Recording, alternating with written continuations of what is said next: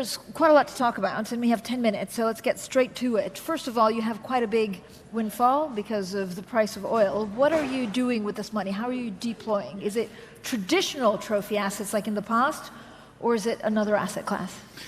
As you noticed, Francine, first of all, thank you for having me. As you noticed, Francine, that our colleagues in Qatar Energy have been signing partnership to expand the LNG production for 60%. And most of this inflow would come to QIA. And we have been preparing QIA for the last 3 years and investing all this inflow and build the infrastructure. And we have made this in a way that we have a proper strategy to invest in all asset classes on a global basis. And we are building the teams to invest in all sectors. So hopefully we will continue our activities, and by 26 we will have this inflow and we will increase our level of activities. I mean, the markets have been somewhat volatile. Does it mean it's an opportunity for you to look at cheaper valuations, or is it a bit of a pause and think moment? Absolutely, this was expected from last year. During the first quarter, we have agreed with our teams that we need to be cautious a little bit and make sure that we monitor inflation and the market. Yes, it will create opportunities, and we need to be cautious until we see a little bit of clarity how the Fed will be able to contain the inflation, as this is, I think, a serious issue in the global economy right now. I know you've been interested in private tech companies. Yes. Why?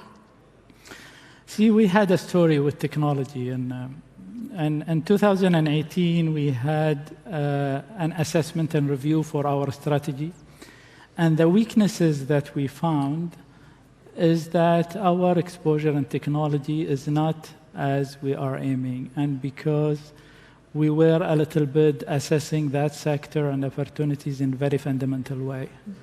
And we agreed from that time that we need to review our philosophy, broadening our risk appetite, investing in theses within technology that we think it will perform. We have been very active in this in full speed. Technologies and healthcare are the main two sectors that we have never slowed. And we are investing on this in the US and Asia, and we have noticed an activities in Europe as well on this sector. And this is despite the tech sell-off. So have you been buying anything, or have you scooping up anything more attractive? Or I don't know whether, is it an opportunity with the sell-off? It is an opportunity, but at the same time, again, this time is a time of being cautious right now, monitoring the situation, how this will. But we know that this will bring a lot of opportunities to the market to acquire. You have an investment in Twitter, or in Elon Musk. Yes. What will happen with Twitter? You should ask him this morning. We have. You're the other side. But you know, as you know, I am under restriction now as the transaction is in progress right now. But you know, we believe in Elon leadership, and that's why we have committed on this transaction. Talk to me a little bit about ESG. What's your goal around it, and how, again, do you see it as an opportunity given the transition maybe taking more time than expected? ESG has evolved within QIA for quite a time. We were opportunistic in dealing with some of the transactions that related to ESG, but now we are in the phase of formalizing this in a way that we will have a clear policy and KPI. The KPI, measuring the KPI is taking a little bit of time because this is changing and there are different schools of managing this. But we have been active in the traditional renewables project to the technologies of storing energy that we think it will accelerate the production of this. Electrical vehicles is one of the theses that we're also investing. Also, we are getting into the venture space. We are forming a partnership with Rolls-Royce and really venturing a program to develop an SMR, which is something, if this got successful, I think it would be an interesting space to roll it out to less developed countries. So we are very quite active in this in the ESG. Given what we've just discussed, some of the opportunities out there, how you want to deploy cash, do you really worry about the world economy? So this inflation, will it mean that we'll almost automatically see a recession? And what does it mean for markets overall? Recession, we could go into a recession in some part of the world. Maybe in Europe, I had commented that we might go into a recession in Europe because of the energy prices pressure. But also I have a positive view on Europe in general in the long term. Europe as a destination of a lot of talent. They have a very good education system. It's a touristic destination as well. And they have, on top of this, they have also an advanced program in the renewables, and will give them an advantage over any other, countries. So it might be a little bit difficult in Europe, but in the long run, I'm bullish about it. So is Europe at the moment your biggest worry, but also your biggest opportunity? If you look at the pot of cash, how much you want to put in Europe compared to other regions in the world? See, from 2018, once we have announced our strategy, we were very vocal about our concentration in Europe. Yeah. And at the same time, we have said that we will not be stopping investing in Europe. We will be very selective. But we are going full speed in the US market and Asia.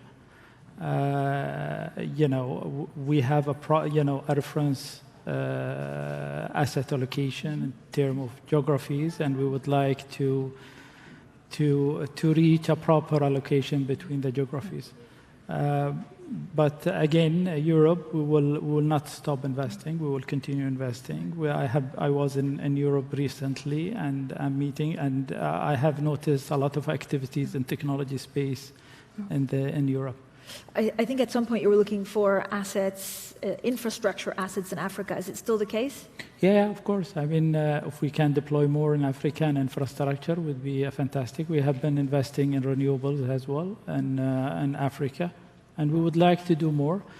It's a little bit in a slower pace than other, countries, but we are trying to find our partner to deploy more in Africa. Anything with Russia? So you have a pretty sizable and considerable assets in Russia. What will happen to them? Still status quo. We are not investing more in Russia. At the same time, to be practical, you cannot exit. I know some companies have announced to exit it, but in reality, they couldn't. Mm-hmm. We are monitoring the situation in Russia. We are in full compliance with the international sanction. We are our team on top of this on a daily basis to make sure that they are embedding any update on this sanction.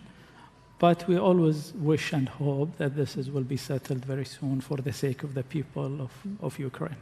Are you in touch with the Russian government about some of these assets? Not really right now. But we have a big investment in Rosneft. As you know, Rosneft itself is not under sanction. Of course, we have a fiduciary to our future generation. Of course, we will be in touch with them for the dividends that we deserve. But any further investment, no. What do you do with crypto right now? So it's up, it's down, depends on stable coins or other ones. Are you interested as an asset class? No. Crypto, no. Blockchain, yes. We have very clear view on this, and our team in the technology space are exploring opportunities in the blockchain. So blockchain in the US, or are there one or two companies that you want to deploy more cash into? No, it's in the US and elsewhere. Okay. But this is the space that we are interested, not the currency itself. Okay. There you go. We went around asset classes and around the world in 10 minutes. Your Excellency, thank you so much for your time. Thank you very much. Thank you.